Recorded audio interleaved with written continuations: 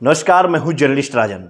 दोस्तों, आज मैं आपको जो खबर बताने जा रहा हूं उसको देखने के बाद, उसको सुनने के बाद आप भी निश्चित तौर पे हैरान हो जाएंगे और सवालिया निशान एक बार फिर से बाबा की पुलिस पे लगाने लगेंगे।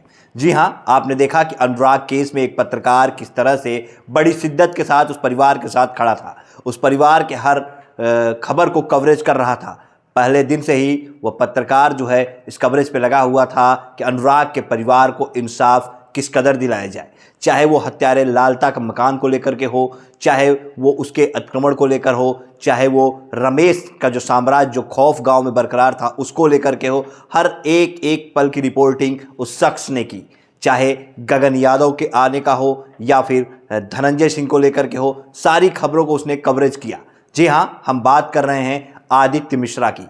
आदित्य मिश्रा जो द सच इंडिया के नाम से अपना यूट्यूब चैनल चलाते हैं और उन्होंने, आपने देखा भी होगा किस तरह से पूरी खबरें चलाई। और आदित्य मिश्रा ही वो शख्स हैं जो कि अनुराग के परिवार के लिए चैनल के माध्यम से क्राउड फंडिंग की उन्होंने शुरुआत की, जिसे सभी चैनल वालों ने अपने चैनल पे लगाया, जिसके बाद एक आर्थिक मदद जो है शुरुआती दौर में उस परिवार को होनी शुरू हो गई।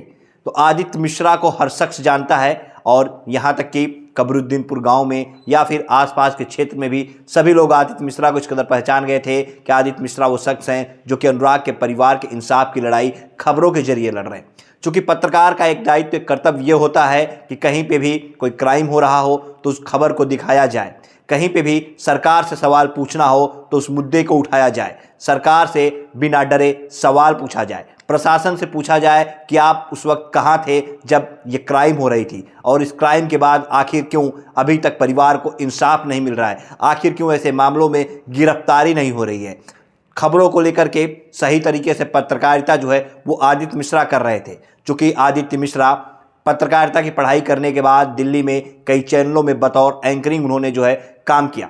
उसके बाद फिर आदित्य मिश्रा ने अपना खुद का YouTube channel the such India start किया और उस पर उन्होंने अपनी स्वतंत्र पत्रकारिता करनी शुरू कर दी।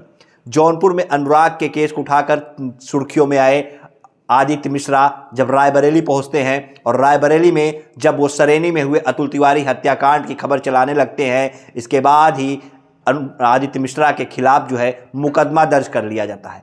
अब आप सोचेंगे कि आखिर आदित्य मिश्रा के खिलाफ मुकदमा क्यों दर्ज किया गया, आखिर क्यों पुलिस ने एक पत्रकार के खिलाफ मुकदमा दर्ज किया। पूरी घटना का हम जिक्र करेंगे तो 6 अप्रैल को सरेनी में अतुल तिवारी की हत्या होती है। अतुल तिवारी की हत्या में परिवार ने 4 नामजद लोगों के खिलाफ एफआईआर दर्ज कराया, जिसमें करण प्रजापति, अजय वर्मा, शैलेश गुप्ता और पुनीत सिंह शामिल थे।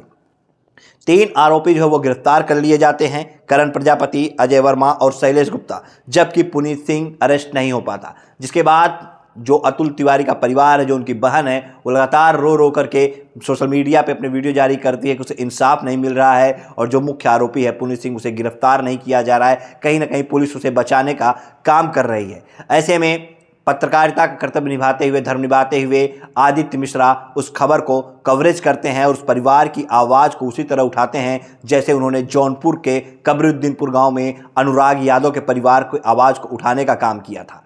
लगातार आदित्य मिश्रा उस खबर को कवरेज करते हैं और वहाँ के जो पूर्व विधायक मौजूदा जो हैं, सबको जगाने का काम करते हैं कि आखिर आप कब उस परिवार के पास पहुंचेंगे, कब उस परिवार को दर्द को समझेंगे, कब उस परिवार को इंसाफ दिलाएंगे। और जिस आरोपी पुनीत सिंह को पुलिस बचा रही है, जो परिवार आरोप लगा रहा है, तो आखिर उस आरोपी की गिरफ्तारी कब होगी। ये सब सवाल आप जनप्रतिनिधि होने के कारण कब जो है उठाएंगे और कब उस परिवार को ये लगेगा कि हाँ, हमारे जनप्रतिनिधि हमारे साथ खड़े हैं। यही सवाल जो है आदित्य मिश्रा ने अपनी खबरों के जरिए से उठाया।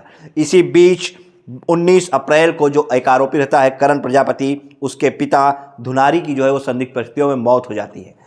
उनका फंदे से लटका हुआ शव मिलता है, जिसके बाद जो करण प्रजापति के परिजन हैं वो पुलिस में कंप्लेंट दर्ज करते हैं कि अतुल तिवारी की बहन, अतुल तिवारी के पिता और उनके तमाम 2-3 रिश्तेदार, ये लोग मिल करके जो है करण के पिता की साजिशन हत्या कर देते हैं।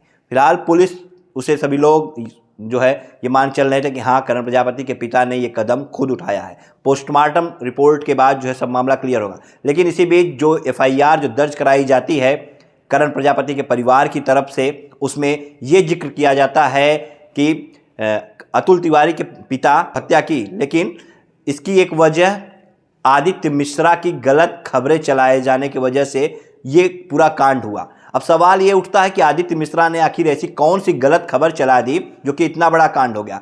क्या आदित्य मिश्रा ने अपनी खबर में ये कहा था कि अतुल के परिवार को खुद जो है कानून हाथ में ले लेना चाहिए और खुद जाके अपना फैसला कर लेना चाहिए? क्या आदित्य मिश्रा ने अपनी खबरों में ये कहा था कि करण प्रजापति के पिता को जो है इस तरह से कदम उठा लेना चाहिए? आखिर आदित्य मिश्रा ने ऐसी कौन सी खबर चला दी जिसके कारण उनके ऊपर एफआईआर दर्ज हो गया? जब उसने तहरीर दी तो पुलिस ने उस तहरीर को पढ़ने के बाद ये सवाल उस परिवार से क्यों नहीं पूछना मुनासिब समझा कि आदित्य मिश्रा की ऐसी कौन सी खबर है जो कि गलत है और उनकी खबर की वजह से ये कदम कैसे कोई उठा सकता है या फिर कैसे जो है ये पूरा कांड हो गया? ये तो पूरी पुलिस की विवेचना के बाद ही जो है क्लियर हो पाएगा। लेकिन प्रथम दृष्टया आदित्य मिश्रा के खिलाफ खबर चलाने को लेकर के मुकदमा दर्ज हो गया। अब अगर पत्रकार के खिलाफ इस तरह से खबर चलाने को लेकर के मुकदमा दर्ज होगा तो सवाल तो प्रशासन पे उठता ही है। साहब, सवाल उठेगा कि आखिर मुकदमा क्यों दर्ज किया गया, आखिर क्यों पहले उसकी जांच क्यों नहीं की गई कि क्या पत्रकार ने वाकई में जो है खबर जो चलाई वो गलत थी? आखिर गलत खबर आपने कैसे मान लिया? क्या किसी ने तहरीर लिख कर दे दिया?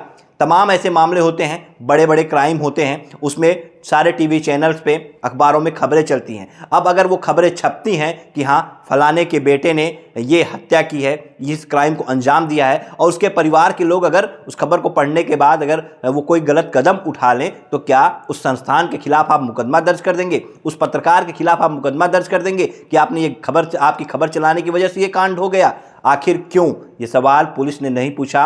आखिर क्यों जो है आदित्य मिश्रा के खिलाफ आनन फानन में मुकदमा दर्ज हो गया? इसकी जब हमने पड़ताल की तो पता ये चला कि आदित्य मिश्रा ने जो खबर चलाई उसमें जो उन्होंने कई जनप्रतिनिधियों के नाम लिए और उसी में जनप्रतिनिधि जो है उनसे नाराज हो गए और उन्होंने दबाव डाल करके ये पूरा मुकदमा दर्ज कराया ताकि सच की आवाज़ जो है वो दब जाए, ताकि आदित्य मिश्रा की आवाज़ को जो है वो दबाया जा सके, ताकि आदित्य मिश्रा जो खबरों को लगातार दिखा रहे हैं वो खबरों को दिखाना बंद कर सके, ताकि उस पूरे मामले में हीला हवाली जो है वो जिस तरह से पहले रखी जा रही थी वो हो सके। लेकिन पत्रकार के खिलाफ मुकदमा दर्ज करके सवाल योगी की सरकार, योगी की प्रशासन पे उठना शुरू हो गया है। आदित्य मिश्रा ने कौन सी ऐसी गलत खबर चलाई, वो जवाब कोर्ट में पुलिस को देना पड़ेगा। उसका साक्ष्य पुलिस को प्रस्तुत करना पड़ेगा कि हाँ आदित्य मिश्रा ने कौन सी गलत खबर चलाई और आदित्य मिश्रा की खबर चलाने की वजह से ये कांड कैसे हो गया। क्योंकि जो तहरीर जो पड़ी है करण प्रजापति के परिवार की तरफ से, उसमें सीधे सीधे ये लिखा गया है, ये लाइनें लिखी गई हैं कि अतुल के परिवार के लोग, जो अतुल के पिता और उनकी बहन और दो लोग का नाम है, कि ये लोग जो है पहुंचते हैं और इन लोगों ने जो है उनकी हत्या कर दी, करण के पिता की, धुनारी की। लेकिन उसके आगे की जो लाइन लिखी है उसमें आदित्य मिश्रा का जिक्र इसी तरह से किया गया है कि Aditya Mishra, the such India के पत्रकार आदित्य मिश्रा की गलत खबरों की चलाने की वजह से ऐसा हुआ। अब यही सवाल उठता है कि आखिर गलत खबर उन्होंने क्या चला दी और गलत खबर चलाने की वजह से ऐसा क्यों हो गया।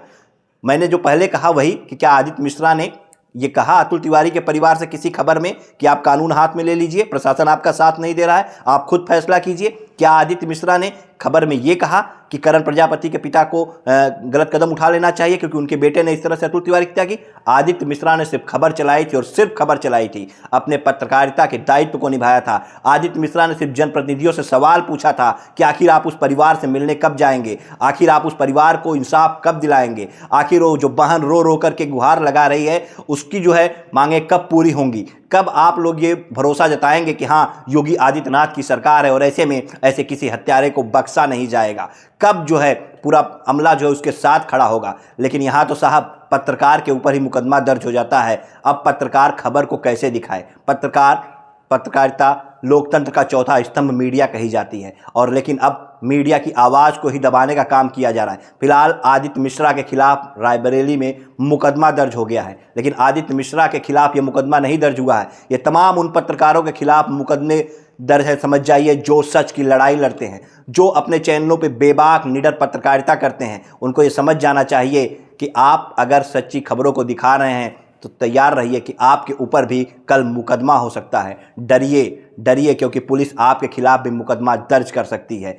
विवेचना में क्या होगा क्या साक्ष्य प्रस्तुत होगा ये तो बात की बात है, लेकिन प्रथम दृष्टया तो आपके खिलाफ एफआईआर दर्ज हो जाएगी और आप जो है आरोपी बना दिए जाएंगे। ऐसा ही कुछ आदित्य मिश्रा के साथ हुआ है, लेकिन आदित्य मिश्रा के साथ हर वो पत्रकार खड़ा है जो निष्पक्ष होके निडरता से सही खबरों को दिखाता है, जो दलाली नहीं करता। आदित्य मिश्रा के ऊपर कई लोगों ने ये भी आरोप लगाए, जिस तरह से आदित्य मिश्रा लाइव आके अपने फेसबुक पे बोल रहे थे, उसमें कुछ लोगों ने ये भी कहा कि आप जो है पैसे लेकर के एक पक्षी खबर दिखा रहे थे। आदित्य मिश्रा पैसे लेकर के खबर दिखा रहे थे, ये जौनपुर में बैठा हुआ कोई पत्रकार स्वीकार नहीं कर सकता, ये कोई भी नहीं कर सकता, क्योंकि आदित्य मिश्रा को हम सब ने करीब से देखा है।